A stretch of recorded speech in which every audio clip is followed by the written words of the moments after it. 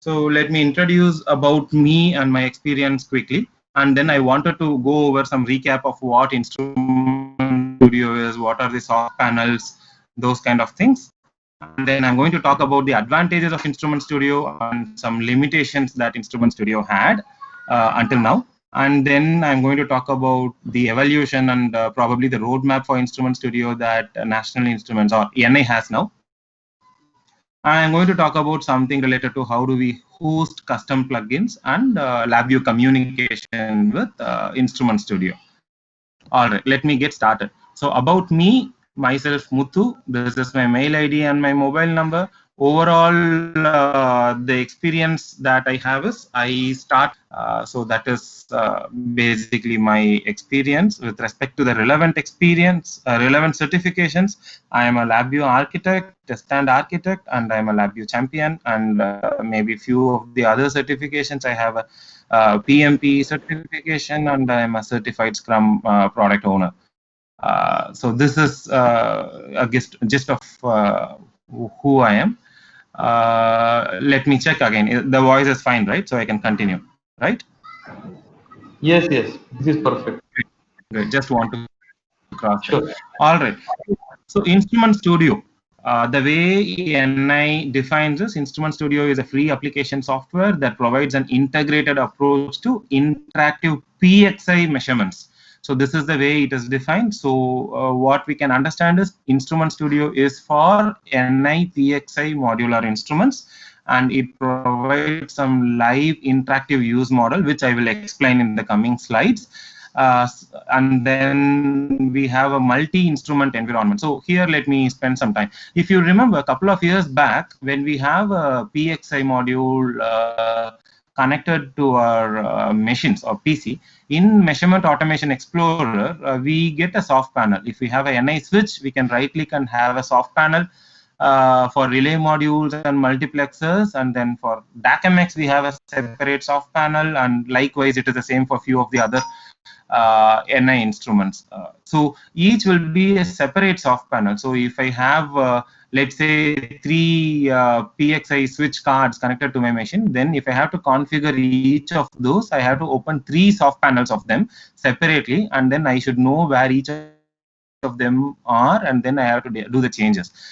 So now after Instrument Studio has come, so what has happened is those things can be clubbed together and placed in a single kind of a workspace view. So that is the major advantage of Instrument Studio. So what that means is unified multi-instrument environment. If I have a, let's say, a relay, not exactly a relay module, but if I have a scope, DC power supply, maybe another signal generator, I can view their soft panels directly in Instrument Studio instead of opening separate soft panels in Max. And so how that helps an end user or a researcher is it makes life easy for the person. He doesn't need to open multiple soft panels, or the person doesn't need to actually create some LabVIEW VIs to do some settings, measurements, all those stuff. So it's very easy because most of these soft panels comes in Instrument Studio, where the person can make changes in the configurations, take some measurements, those kind of things. So basically the development effort, the theme is to reduce the development, unnecessary development effort for the researcher. Okay, so this is what Instrument Studio claims. And then the next thing is we have something called export instrument configurations to program environment or test stand. I will talk about this little later, but overall the concept is today, if I have to do some configuration on a signal generator or one of the PXA cards, the traditional way in which we develop our APIs, we have initialize, we have some of the low-level configurations. It could be vertical setting, offsets, current limit, voltage limit. So we call each of these VIs. So it will be like a train with multiple compartments just to do some initialization, configuration, action, measurements, and then close. This is the traditional way we are doing it. So now what Instrument Studio enables us is for a researcher, there is another option for him to come out of a traditional way of programming where in Instrument Studio itself, people can make changes. They can make vertical changes, horizontal changes, any configurations, channel enabling, and while doing so, they can export the same setting as a separate configuration file. So what happens is we can use a single API to load that configuration. We don't need a chain of 13 or 14 compartments to do some measurements in LabVIEW, measurement with a instrument in LabVIEW or any programming language. So if we have most of these things, the configurations, we can use a single API to load the file. So I will show that quickly in the coming slides. So this is what Instrument Studio is. I think it will be a recap for most of you, but I hope it is at least useful for some of the participants who are new to it. All right, so this is the same thing that I'm repeating. So Instrument Studio definition, if you look at the highlighted things, probably it's a free application software, and it says integrated PXI measurements. Okay, and down the line, 3 are the bigger values that NI claims. One is integrate the instruments in a single view, which I have talked about, and export the configurations to external programming language, which I just gave a gist about it, and then monitor and debug automated test system. So what this means is, if you remember, can we have LabVIEW and maybe one more programming environment talk to the same instrument at a time? It is not possible, right? Because sessions cannot be reused across programming environment or something.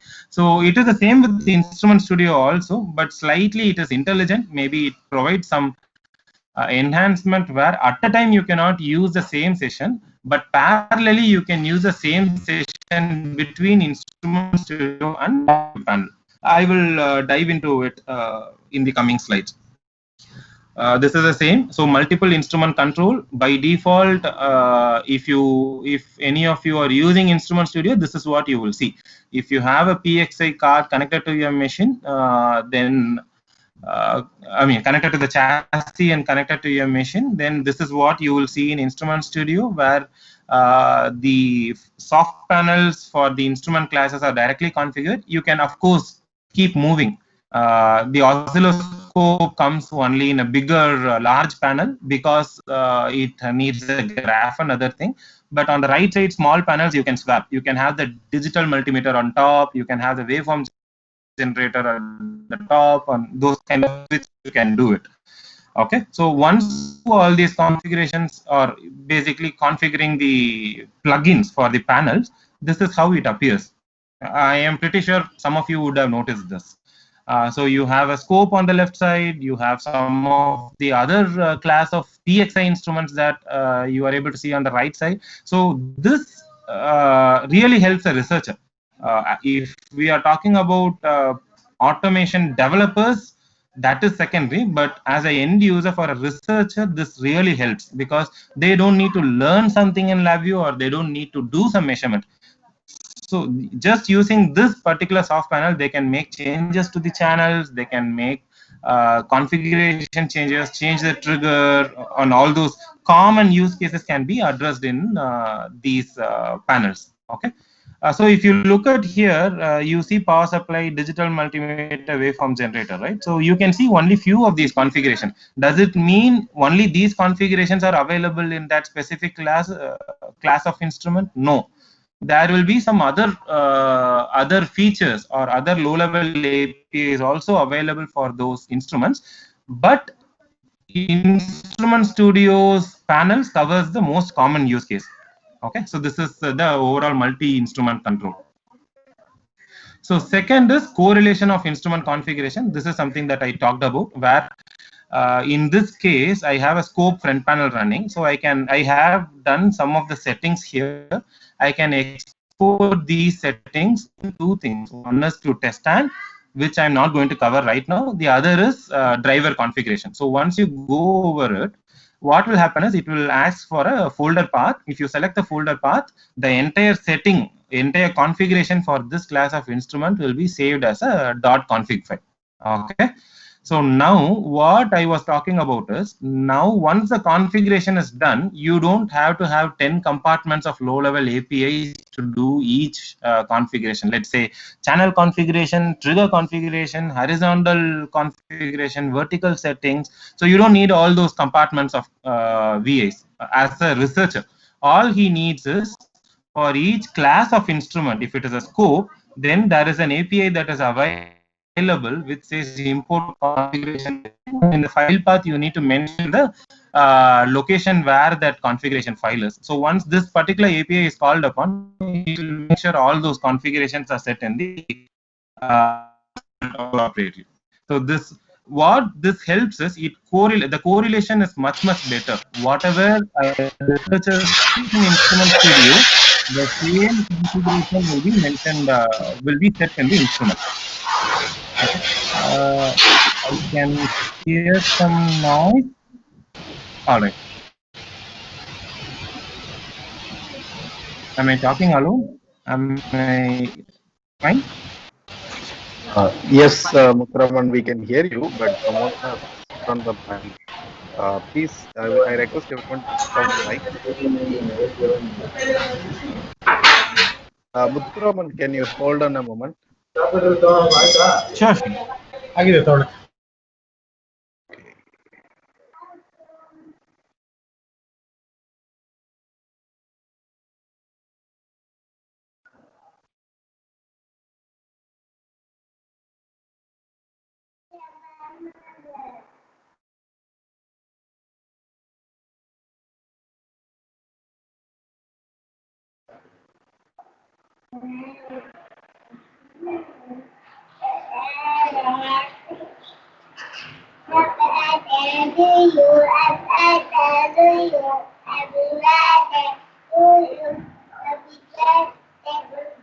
Problem addressed, because whatever is configured in Instrument Studio, we can apply the same configuration to the instrument using the APIs, also using the single API. Okay.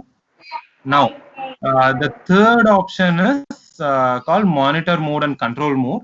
This is something that I will just give you an overview. So what this facilitates is, if I have this screen is visible, right? So on the left side, I have an Instrument Studio instance of a particular power supply. On the right side, I have a LabVIEW NXG instance where I'm using the same SMU VIs.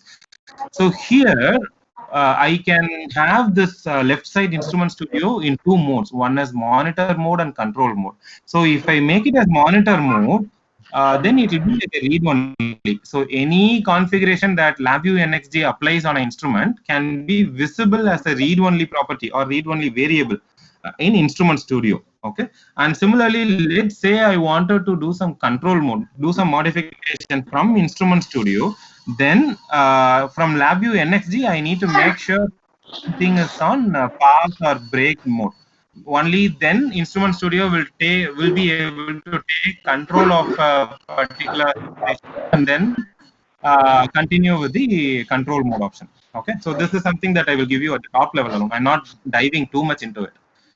Okay, so now let me quickly cover the other things. So what are the advantages? I'm repeating again: interactive multi-instrument control, monitor mode and control mode, export configurations to other programming language, export configuration to test stand.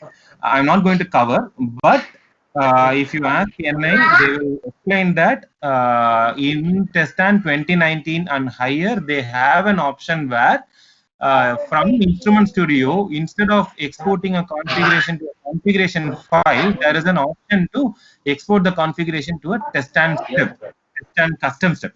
So that is, I'm not going to dive into it because that is not the scope of, that is not the agenda that I have right now, but it's just a point that I want to cover. Then one more thing that is available is for oscilloscope or any other class which shows some waveform, there is an option, inbuilt option from Instrument Studio to capture the waveform. Okay. So if I capture the waveform, by default, the waveform is captured as an image so that you can copy the image in your mail as a report. And also the waveform gets captured as a TDMS file, so that the TDMS file can be processed further for any analytical purpose. Okay.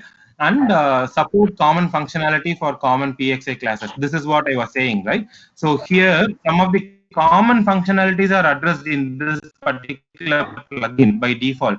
But does that mean, let's say, Digital Multimeter 4081 has only these features? No, it has beyond that. But that is not covered in the plugin that comes along with Instrument Studio. Okay. So these are the advantages. What are the limitations? Three things we see. Not scalable for custom instrument configurations for common PXA classes. Just like what I told now, in a particular, so I was talking about some common cases addressed here, right? So if there are other cases, if there is a not so common feature that I wanted to bring it to Instrument Studio, that feature was not available. So if I need to create some custom UI with not so common functionalities, that is not available. Second, right now, this particular Instrument Studio plugins are only support for 5 class of PXA instruments. So you can see SMU, DMM, programming power supply, oscilloscope, waveform generator. We do not have something for probably a switch, maybe PXI. PXI comes under other form factors also, right? I hope vector spectrum analyzer, there should be some other class of instruments. Those are not covered in Instrument Studio. Okay. And the third thing is, hey, I do not have a PXI, or let's say my bench is a hybrid combination of instruments where few are PXI, few are not PXI, and I am a researcher. Then it's a bottleneck for me because I cannot rely completely on Instrument Studio, because Instrument Studio does not support non-PXI instruments. Let's say I have a GPIB instrument, let's say I have a RS-232 instrument, Ethernet instrument, that is not covered in Instrument Studio. So these are some of the limitations that Instrument Studio has. So how has Instrument Studio evolved? It is evolving. As I told, a couple of years back, in Max, we need individual soft panels for individual class. Instead, now Instrument Studio has evolved where they have a single workspace where multiple instruments can be hosted, multiple instrument configurations can be hosted. But can Instrument Studio evolve even better? Yes. How it can evolve is through addressing some of the limitations mentioned here, as well as based on some of the backlog items that or roadmap items that NI is working on. So overall, what we see is, if NI has a feature in Instrument Studio where it opens up for engineers or researchers to develop a plugin and then host it in Instrument Studio, then Instrument Studio evolves even better. So if you see here, other class of instruments, obviously we guys can develop and host it in Instrument Studio. For non-PXI, if there is a GPIB based instrument, I know LabVIEW, so I can go ahead and create a user interface with some of the basic functionality or business logics based on state machine that I can implement. And then if there is a way where Instrument Studio opens up so that I can host my VI in Instrument Studio plugins, then it makes sense a lot, right? I hope many of you will also agree to it. Okay, so this is how Instrument Studio can evolve. And of course, there is something called message transfer, because between plugins, there needs to be a better communication, synchronizations, all those things needs to be there. Only then we can use Instrument Studio even better. Okay, this is what I wanted to cover here. So has NI started working on it? They have already started. If you are not aware, you can install the latest Instrument Studio along with probably 2019 SP1 LabVIEW 64-bit. Then there is a way in which you can create your own VI and host in Instrument Studio. So what all you need? You need a state machine. Obviously, I think many of us would be aware of event-based state machine, right? So we can create our own state machine, which is event-based, that is mandatory. And you can reach out to NI. They have some templates for LabVIEW as well as .NET. So here I have just shown a template for LabVIEW alone. So with these control names called Instrument Studio initialization parameters, top all, blah, blah, blah, blah stuff. And with these part of the code integrated and connected to the event structure, once you do this, then your LabVIEW code is ready to be hosted. But how do we host it? We cannot, Instrument Studio cannot load a LabVIEW front panel by itself. So based on the guideline that NI has, that particular LabVIEW source code needs to be compiled as a DLL, and basic guidelines that NI proposes has to be done. So these are some of the guidelines. I'm not going to dive directly into the guideline because they are very straightforward and easy. All you need to do is reach out to the NI folks for the template, or you can reach out to me so that I can share the template.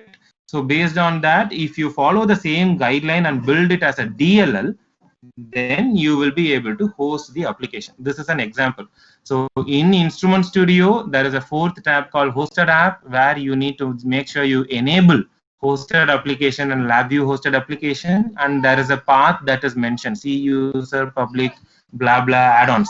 You need to make sure the DLLs that you are compiling needs to be placed here. Once you do that, then you will obviously get a layout just like how you see here. Let me see if I can quickly show you something. Okay, so I'm getting into Instrument Studio. I have some of the DLLs placed here. Once you do it here, you can see something called LabVIEW plugins. Okay, so these are the plugins that I have created for our own project purpose, and all these are something that we have created from TA. Okay, so you can select whichever you need. Probably let's try and see if I can select one of them. I'm going to select one of the code that we commonly use, and then I will do OK. Once I do that, that particular LabVIEW portion of the code can be hosted in Instrument Studio. So here you can go and so this plugin I have only configured for bigger planet. I have disabled for smaller panel, so I don't get that option. There are a few other things that configurations that I have that I can configure it for small panel. You are seeing, right? So let's say I click something here, let's say I click something here. So you can have all these settings and then do a OK. Once you do that, all those will get will show up here. Okay, so I mean it might not be so cleaner, but this is overall what Instrument Studio is capable of now. So if you guys are not aware of, I would really recommend you guys to play around with it. If you guys are proficient in .NET, you do have some templates for .NET also, which you can follow. Okay. So now this is a major portion that I want to cover. Because this particular summit is based on communication, I have another slide which I wanted to cover. Okay. So here, what is the purpose is, now I have a plugin here. Okay. Let me show. So now I have a plugin hosted here, and I want my LabVIEW code to talk to this plugin.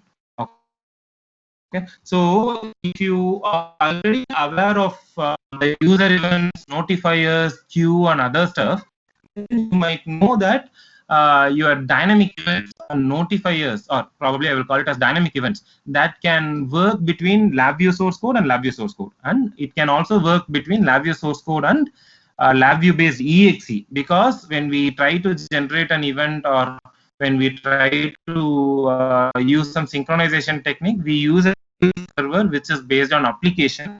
From application reference, we get the application reference and then play around with the synchronization tools. But that will not work in Instrument Studio, because there is no way we can get an application reference for Instrument Studio hosted plugins. So your dynamic events, notifiers, queue, so none of them will actually work between LabVIEW and Instrument Studio. Okay, so as a workaround right now, what we are using is, there is something called publish subscribe messaging technique. So what this means is, I can have one portion of the code. In this case, I can actually have my LabVIEW code, which is supposed to generate an event, publish some data, and I can have the other portion of the code, which is Instrument Studio instance, where I can subscribe to a particular topic within the published data and then try to retrieve that data alone. So using this, I can, using the Skyline messaging services, I can make communication between Instrument Studio and LabVIEW application in this case. Okay, so for this, what all you need is you need System Link client, because once you install System Link client, it installs Skyline messaging services, and you also need to install the APIs related to. So you will find something in NI package manager called System Link API for LabVIEW 2019 support, or any version that is mentioned. So when you install that, you will get some of these APIs also installed separately. Okay, so using so here I have open, close, publish. Publish is the one which will transmit the data. Read is the one which will read the message for a specific topic for the data. And there is a subscribe, unsubscribe concept, and flush and other stuff. Okay, so this is what I was explaining. I can have LabVIEW application publish the data. I can have Instrument Studio open the reference, subscribe for a topic, and then I can talk. I can read the message for the specific topic. Okay, so these are some of the APIs that I have used for subscribing. Basically, what I mean is, from Instrument Studio's instance, I will be using these APIs to keep looking for some data that comes from a messaging reference. And on the other side, I will publish the data from LabVIEW environment. Okay, so using this, I can talk. So now let me see if I can play a quick demo, because I might not have the demo on this slide. You don't need voice, so let me show this quickly. So voice is not needed, so I'm going to play this video. I hope it is okay. Yeah, shall I? Yeah, okay. Okay, okay, great. So topic called ABC. While LabVIEW application is transmitting the message to the topic ABCD, then things will not work out. So these are some of the APIs that I have used. On the right side is the one which is related to the programming environment. The left side is the one which is used from the Instrument Studio plugin. Okay. By doing, okay, I think here I think I was subscribe for a topic and then read from a specific topic. And here we have a publish API which will transmit the message to a specific topic. So these are some of the examples. So the moment we do this, then what happens is we will be able to read the data. So let me see if I can quickly.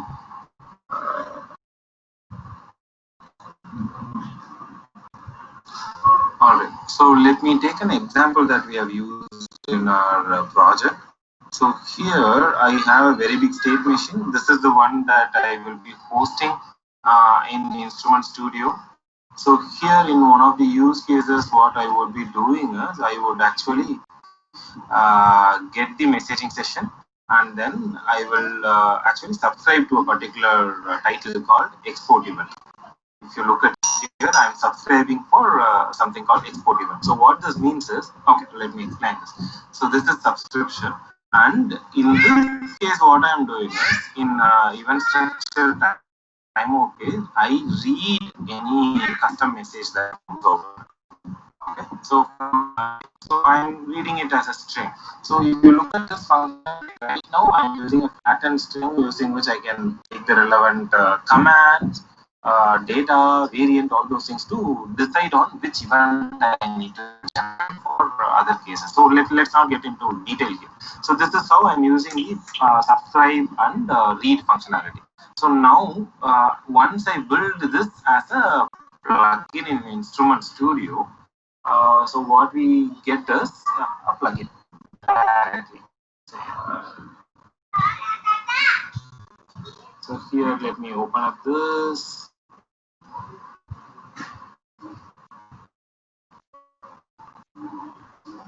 And this plugin gets posted in Instrument Studio. Okay, so now what I can do is I can try to let me see if I have a relevant VA which can send the command, or I have something here. So now here to the same event, so which is same what is it, topic. I'm bundling certain variants, commands, blah blah, all those stuff that is not relevant. So let's see if I can do something. Since I know something here, let me do something. What is the register? Data.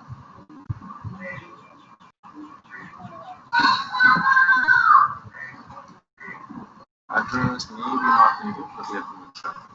Okay, so now I am going to give a write command. So the moment I send this plugin, okay, I think I have to look here.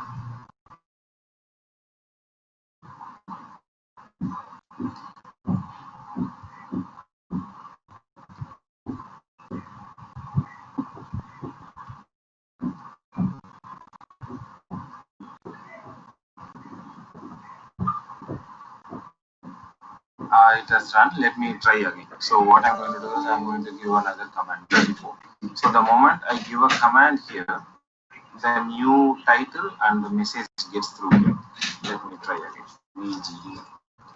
So I write something in LabVIEW. It communicates with the Instrument Studio plugin through a messaging system called Publish.